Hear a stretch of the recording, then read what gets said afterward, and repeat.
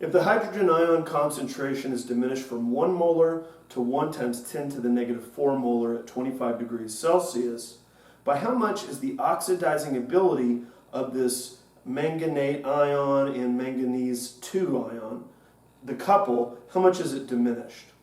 Okay, so first thing we need to look at is the half cell reaction. And we have the manganate ion, and we have 8 hydrogen ions, and then there's 5 electrons that are involved, and our products, manganese 2 ion, and then of course water.